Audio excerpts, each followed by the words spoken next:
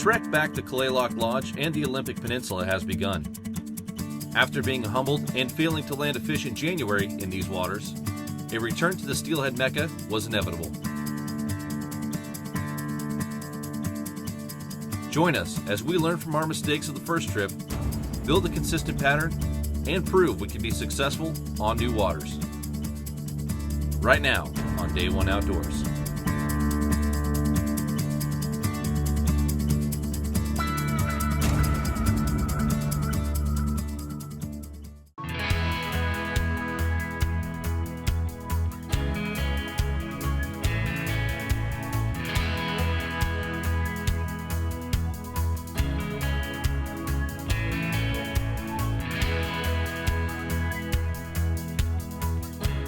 The outdoors is not a hobby. It's not our passion. It is our way of life. We can make the perfect cast, slow our breathing to execute a perfect shot, spend hours researching locations and techniques. Regardless of effort, we fail. This series is not about incredible bites. It's not about trophy animals. Our goal here at Day One Outdoors is to educate our viewers utilizing new technology to offer a different perspective. Watch as we research new areas, plan out the day, and adjust to changing conditions. If it were not for other experienced outdoorsmen teaching me along the way, I wouldn't have this life. I owe it to them to pass this knowledge along.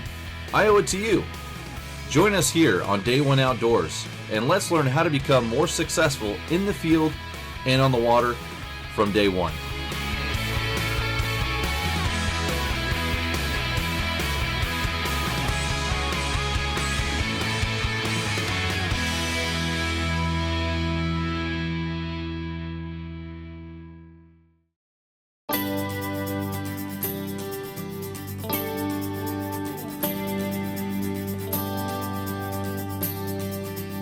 The Olympic Peninsula rainforest is known for receiving well over 100 inches of precipitation per year, and it seems as though most of that rainfall came in the days leading up to our trip. We arrived at Quinault Lodge to torrential downpours and blown out rivers. But we were on a mission, and steelhead don't leave the rivers when they are on the rise. We took this opportunity to break down high water events and how it can affect our presentation and the fish in the system. I'd like to talk right now about stream power and what that means for water clarity and how to find fish in these high off-color water conditions like we're experiencing today. Focus in right here. We just looked at the main river. If you take a look, this is a great indication of what we're looking at. So stream power dictates how much sediment and sand can be carried within the river. So right here in this spot, we have the river overflowing this gravel bar and dumping into this little back eddy. And you can see right here over this gravel bar, there's actually still some stream power, some current, so it's able to contain some sand and sediment within the water column, and that makes the water murkier. As you can see, my worm disappears within a couple, 3 inches. Now, in faster current, the current has more power to carry more sand and sediment, and that makes the water dirtier. Now, follow me over here real quick. We're just gonna move about 2-3 feet over here into some slack water. And in this slack water, there's no current, so the river now has zero stream power. And if you look, the water is gin clear. This is the clearest water on the entire river. And you can see my worm as it goes all the way down to the bottom, 6-8 inches down. So what does this mean for you? Find the slowest current you can that has less stream power, that can clear out the water, and it also allows the fish to breathe a little bit easier too in that clear water that has less stream power and moves a little bit slower. Keep that in mind during high water conditions like this. Color and action of your presentation can play a role in having success during high water. Jared and I took a moment to discuss what we have found to produce in off-colored water conditions. We're going to be discussing dirty water, so less than 2 foot of visibility. And what I like to do is I separate that out between sunny and cloudy. So in cloudy conditions, dirty water, I'm looking for a lot of high contrast, matte finish colored lures. In this case, it's black with chartreuse. And this one here is actually a luminous underbelly with that white and high contrast and red. And that's what I like to use in dark water in cloudy conditions. But when it's sunny out, I change things up again. I'm still looking for high contrast, but I throw in a little bit of metallic. So this one here has a high contrast chartreuse back with the black stripe, and then a bright orange tail. But the belly does have some metallic there, and when the plugs sit in the water, it sits up and might grab a little bit of that light. Sure. Same thing when I'm choosing my spin glows. I still have a high contrast body, the white on red, but it has a Mylar wing to hopefully grab a little bit of that light, because a lot of cases in dark water, in dirty water, I'm fishing fairly close to the shore, in shallow water, less than 5 foot. What do you like to use? Similar. Dark water, I like, darker plugs. High contrast in some of them. Sometimes I like to run just a flat black one, maybe just a little bit of contrast on the butt of it. In that, darker water, I like this profile thing, those bigger profile for them to reach out and grab, and I fish pretty much the same in clear or, cloudy days or sunny days. I fish the same plugs. I'll fish coppers. I really like coppers and bronzes in that dirty water. Seems to fish really well for me in the fisheries that I participate in. Even on occasion, like Cody said, this luminous. I got this luminous flatfish here. This thing's fish really good in, on the edges. They fish good in lower, slower water. So when you're fishing those edges, I like fishing a flatfish, luminous or a solid pattern or, Sure. something like that. And one thing I noticed too of these I like is the rattle. Very true. In that dark water, they can hear that. And that profile, like I said, it sticks out, and that rattle just gives them another way to zone in and hone in on this plug to find it. By that distinct sound coming through the water is, almost deafening to a fish. So helps you find the fish in that dirty water as well. Well, hopefully those tips help you out for fishing dark, dirty water, like what we're experiencing here on the Olympic Peninsula. Less than 2 foot of visibility, look for high contrast. Lots of whites, blacks, again, contrast is king. And if you so choose, when it's sunny out, a little bit of metallic will help out as well. But in Jared's case, he thinks metallic regardless. Jared and I were getting cabin fever quickly, knowing 20-pound steelhead were just out of our door. A decision was made to research which rivers typically fall into shape quickly on the Olympic Peninsula. The upper stretches of smaller drainages will always clear first after a high water event. Taking that into consideration, we narrowed our choices down to one river, the upper Quinault. And a plan was made for the next day. So a lot has changed here just in the last 4 or 5 hours, and we honestly didn't think we're going to be able to fish tomorrow, but we've been paying really close attention to the USGS graphs and the NOAA graphs, and we might have a small window. So what we're going to do is we're already getting prepped and ready here. We're going to just go ahead and give it a shot. We're going to hook the boat up, head on up there to the upper Quinault, and hope that the river's in shape. We're going to give it a shot. And right now we're rigging up a bunch of different stuff. Honestly, Jared, I've never fished for steelhead this big. We're using a lot of 15 and 20 pound leaders, bumping up my main lines. My drift rod has 50-pound test braided main line on it. Yeah. This is absolutely nuts, the gear that we're putting together right now. But again, because we're going into some very dirty water conditions is what we're expecting, I'm using a lot of steelhead colors that I typically wouldn't use for steelhead. This is chartreuse and green with a splash of orange and white in the jig. And then down and behind on my 2-time rig, I'm using an orange and chartreuse Corky cluster. I'm trying to go for as much contrast in color as I can down there.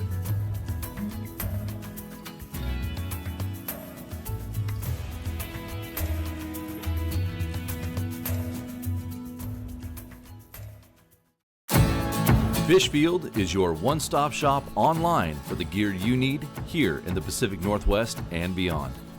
From salmon and steelhead, saltwater, trout and kokanee, even crabbing. Visit fishfield.com today to place an order and have the gear you need shipped fast. Fishfield.com, we have what the Northwest outdoorsman needs. Every once in a while, a new lure comes along that catches every angler's attention.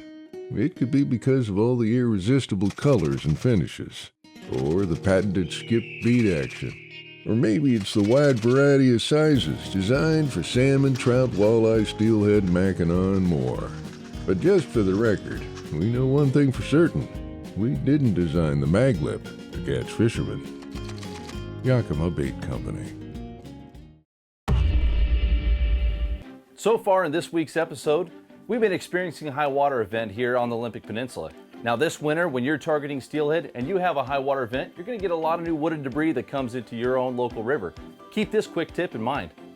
As you can see behind me, we're experiencing a high water event here on the Olympic Peninsula. And during high water events, we have a lot of changes to our river channels. We have a lot of new trees and logs that enter our river systems. And as the rivers drop, people jump back in their drift boats and they go out there and try and catch some fish as the rivers begin to clear up. Now, each river during high water events will have a lot of drastic changes to it, whether it's a change in the river channel or, in this case, logs in the river. And you can see a few trees locked up here behind me. Now, I want to pay attention to how these trees are aligned. As you can see, the root balls are pointed upstream with the rest of the log pointed downstream. So this year, on the Sandy River here in 2014, we had a log go in where all you could see was the root ball on this really drastic corner coming around to the left. And as I spoke to the park ranger and to another local guide, by one I was told to go right around the tree, by the other I was told to go left. So what I did, because I knew how these root wads always align in river systems with the root wad upstream, rest of the tree downstream, I nosed up to that root ball and then was able to slowly sneak around and look around that log. And as soon as I snuck around on that corner before I hit that fast water, I saw that there were 2 drift boats locked up underneath that tree that had already sunk in the last 24 hours. So I was able to pull back around and pull my boat over the gravel bar to the left to remain safe on that day on the water. So understanding how these logs are set up in the river systems could be a very important safety tip for you guys to remember. So as you're out there fishing, whether it's just trying to better understand the water and where fish will align and to hopefully not snag up more gear, or if it's to be safe while we're out there on your drift boat, remember, when you see a when you see a log in the river, always remember that the root wad is upstream, the rest of the log is pointed downstream. Hopefully it helps you folks out. Thank you for joining us here on this portion of Armando Pad right here on Day One Outdoors. Stay tuned. When we come back, we're finally going to get into some action. We'll see you in a minute.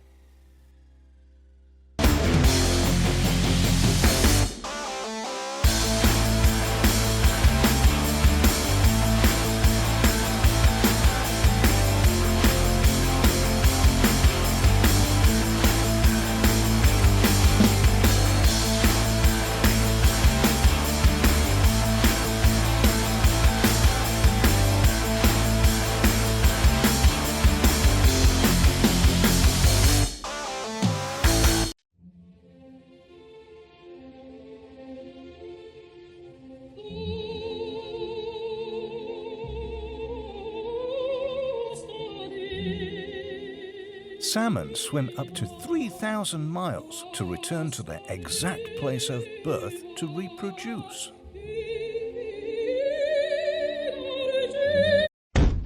Well, most of the time.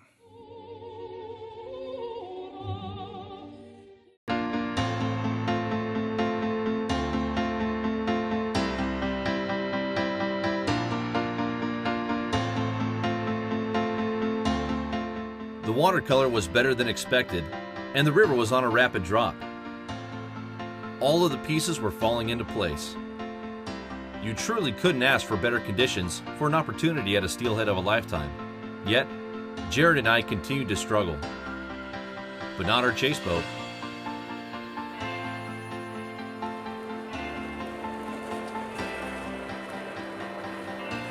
So this is Justin's first dolly he's ever caught. He actually came up here from California. He flies and does our aerial footage for us. And again, it came in right behind us at that feeder creek, caught it on a prawn. Just a gorgeous fish, man. Absolutely. And it looks like it's ready to go. You ready to let it go? Let it go. All right, cool. Here it goes, eh? See you later, buddy. Have fun. There it goes, right back in. Right on. Nice, man. Got first fish of the day, dude. We want big ones, though. I want 20. Just coming heavy. Camera boat's hooked up again right behind Jared and I. They got a really nice one on here right now. Andy's hooked up again on the bobber and prawn. This is gonna be tough land, this one. As soon as he gets close, he's gonna take off again on us. Really nice fish. Look at that.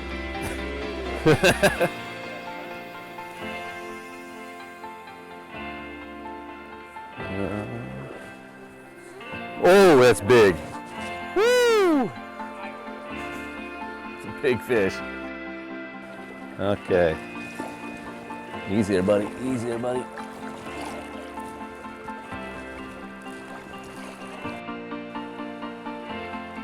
Big bright fish, big tail on it. It's awesome. It's another native, so we're just gonna use our hands here and just get up and touch the leader. If he breaks off, that's fine. That's the way that you want to see him release, but we'll see if we can get him in close.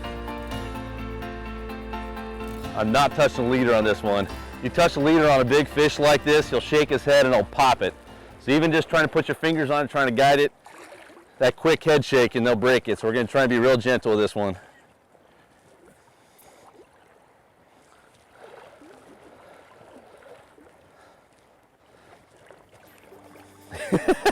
Nice bright fish.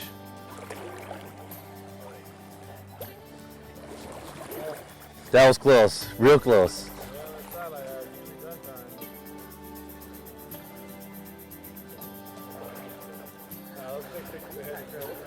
Yeah, look at the back on that thing. I can't even get my hand around that tail. That rod tip up just a bit. There we go. See ya.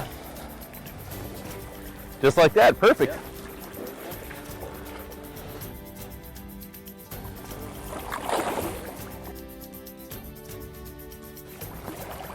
There it is. Just like that. Look at that thing, dude. Nicely done. Dude, that is a monster. Look at that. Beautiful. Camera boat does it again, man. Holy pen fish. Gorgeous. That is just a beast. And Andy, if you don't mind, why don't you hop on the right side over here and help me get that hook out while I'm holding on to him. We're gonna keep him in the water here. Big, big, fat tail. See the hook right there? Right hook is perfectly in the corner of its mouth. And look at that, comes right out, man. All right. Beautiful. Is this your biggest steelhead ever? Oh, look at you bragging. Jeez, man. Yep, all right, let's take. Oh, Yeah, beautiful. between the legs, too. Congratulations. Good job. Great job biting Nicely done, yeah. Good job. Nicely done. That was his ability to fight that fish. Yeah, that was actually great communication from the guide to the angler to me. He really helped me out and let me know exactly what we needed to do when fighting that fish. When he came up here next to the bank a couple times and it flared off, went over top, it's perfect communication between the angler and the guy trying to help land that fish. So that worked out really well. Hooked perfectly in the corner. Released the fish, hook just barely popped out, and there he went. Exactly the way you want to release a native fish. Beautiful.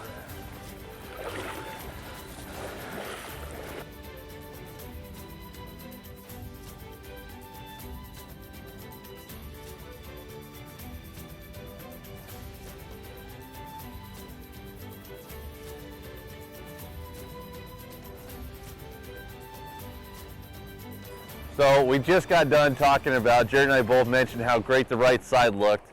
We always have a camera boat and a guide to make sure we go down these rivers safely. They came in right behind us. And our producer Wayne here is hooked up right behind Jared and I.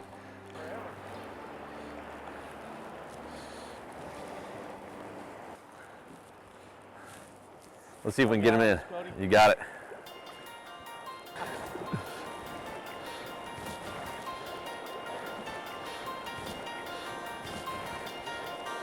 There we go. There we are. Thanks, Cody. Beautiful Olympic Peninsula steelhead. Isn't that just awesome? Wayne, you mind pulling that hook out there? We got it, we got it. Come on in here, Wayne.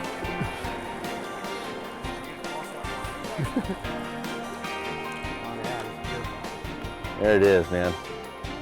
You know what? They exist. We've been out here on the Olympic Peninsula. The first trip we were up here was 2-3 days targeting these things. Jared and I couldn't get them. Came back out here. It was supposed to be our revenge, and man, we're still fishless. Conditions are definitely tough, but you can't catch them. Nicely done, Wayne. Thanks, Cody. Sea lice. Yep. Still has sea lice out of it, just fresh out of the ocean. All right, ready to let it go? I'm right. Beautiful. All right, watch your toes here. Here he goes. Perfect. It's awesome. Time for Jared and I to get one. To say we were frustrated would be an understatement. Months of planning and research, days on the water, fish being caught around us, and still no fish. Jared and I put away the plugs and pink worms and tied on the same bobber and prawn rig as the guys in our chase boat were having success on. With only a couple holes left to fish today, we were willing to try anything. Camera on, baby! Woo! Jared, about time! About time! Sounds good, dude.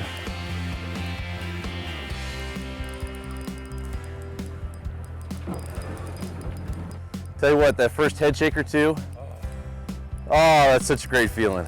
I'm so excited I felt it.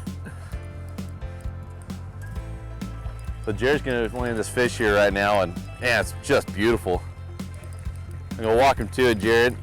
And if he turns on you, I'll go over top of you. There he goes. So what I'm doing here right now is pointing the rod upstream. A little bit of fast water, shallow water downstream here and some bushes. And if he gets his head turned, he catches that current, he's gonna take off down to the next hole and we aren't gonna be able to land him. So it helps to try and steer the fish and bring your rod upstream and try and control him a little bit. So we're gonna try and get him up here again.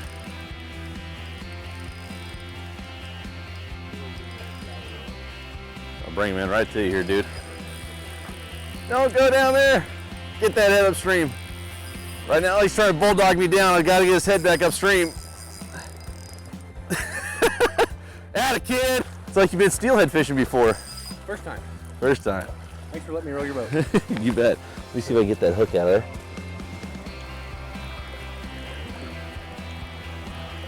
So now that we've fought this beautiful fish, it's time to let it go.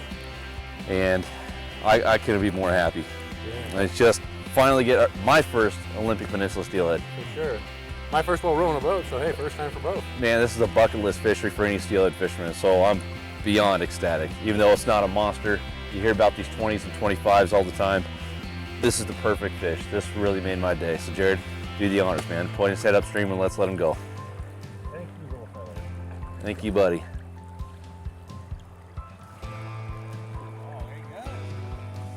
It's long, stud. Solid. Perfect, Jared. No more Heartbreak City, brother. Yeah, thank you very much. Right on. That was awesome. Hey, we still got a half mile. Half mile. Let's do it. Although we struggled, the OP curse we carried had been lifted. With confidence once again instilled within us, we opted to try our hand at bank fishing and graciously accepted an invitation from the local Quinault Indian tribe to set foot on their lands and target steelhead on the Salmon River. This was a rare opportunity and one we both were eager to experience. So we just saw a steelhead already pull over here into the shallow water. He came up out of this deep water over here, and what that tells me is that they're still trying to make their way upstream as the waters continue to drop. He kicked up onto this gravel bar, back into the deep water where he felt safe, and so they're gonna be on the move. I really think faster fishing approaches like the bobber is gonna be effective today. For sure. So while the rest of the guys are down there fishing bobber and corkies and bobber and jigs, I came up here, and right here in this hole is where we saw that steelhead swimming up, and he tucked in front of that boulder and right into that dark water. So I've come over here and I'm gonna do a little bit of drift fishing. I just got a corky cluster, a little bit of yarn, and a small piece of egg on there. Hopefully I can get that fish to go. That was a really nice steelhead that we just saw. Just try and offer these fish a little bit something different than what the rest of the crew is throwing.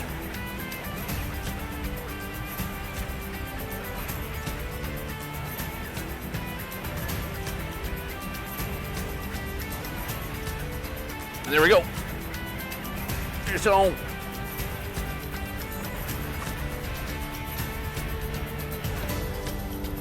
Not the big one we saw, but this is awesome.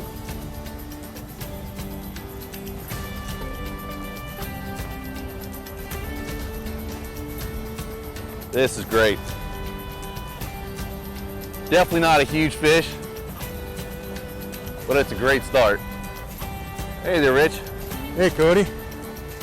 Got a little break there. I broke the monotony. Awesome.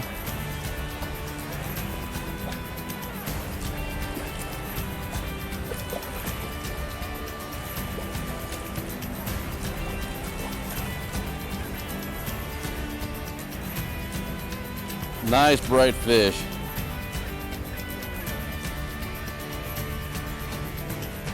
Just Travel a beautiful. long ways to come here and get a little tug. Long ways. Yeah. This is great, man. Well, when we get into them. And you know what? It doesn't matter if it's a 20 pounder or a little 2 or 3 pounder. It's all steelhead. It is. That's awesome. That's the fun part about it. I'm gonna let this little guy go here. Awesome. Cool, Cody. All right. Good job, man. Rich, thank you. Yeah. Thank you again. Yeah. Very, very gracious of you Awesome. to invite us out here. Great Great way to to have start you. it off. Now let's go find that 20. Yeah. We'll get that 20 in here.